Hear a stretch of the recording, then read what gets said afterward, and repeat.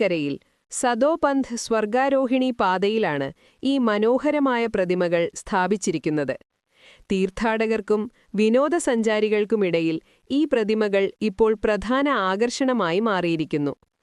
ആകെ 7 പ്രതിമകളാണ് ഇവിടെയുള്ളത്. ഇതിൽ 5 പാണ്ഡവർ യുധിഷ്ഠിരൻ, ഭീമൻ, അർജുനൻ, നകുലൻ, സഹദേവൻ, ദ്രൗപദി, കൂടാതെ അവരെ സ്വർഗത്തിലേക്ക് വഴികാട്ടിയ നായ എന്നിവരുടെ രൂപങ്ങളാണുള്ളത്. കുരുക്ഷേത്ര യുദ്ധത്തിനു ശേഷം പാണ്ഡവർ തങ്ങളുടെ അന്ത്യയാത്ര അഥവാ സ്വർഗാരോഹണം ആരംഭിച്ചത് മനാഗ്രാമത്തിലൂടെയാണെന്നാണ് ഐതിഹ്യം. അവർ കുന്നുകൾ കയറി സ്വർഗത്തിലേക്ക് പോകുന്ന ആ മഹാപ്രസ്ഥാനത്തെ അനുസ്മരിപ്പിക്കുന്ന രീതിയിലാണ് ഈ പ്രതിമകൾ നിരയായി രൂപകൽപ്പന ചെയ്തിരിക്കുന്നത്.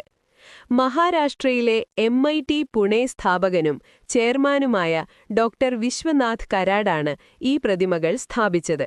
2021 ഇവ പ്രതിഷ്ഠിക്കപ്പെട്ടത്.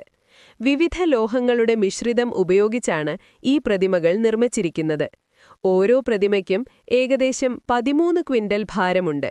മല കയറുന്ന രീതിയിൽ കരിങ്കല്ല് പാകിയ പീഠങ്ങളിലാണ് ഇവ ഉറപ്പിച്ചിരിക്കുന്നത്.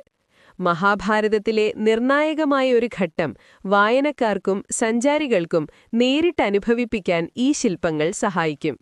ഭാരതത്തിലെ ആദ്യ ഗ്രാമമെന്ന മനായുടെ പെരുമയ്ക്ക് ഈ പ്രതിമകൾ പുതിയൊരു മാനം നൽകിയിട്ടുണ്ട്.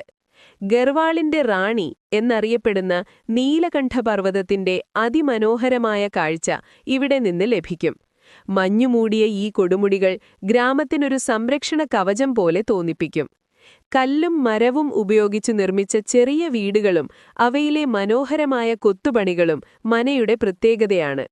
മലഞ്ചെരിവുകളിലൂടെയുള്ള വളഞ്ഞുപുളഞ്ഞ നടപ്പാതകളും അവിടെവിടെയായി കാണുന്ന പർവ്വത നായ്ക്കളും ഗ്രാമീണ ഭംഗി വർദ്ധിപ്പിക്കുന്നു.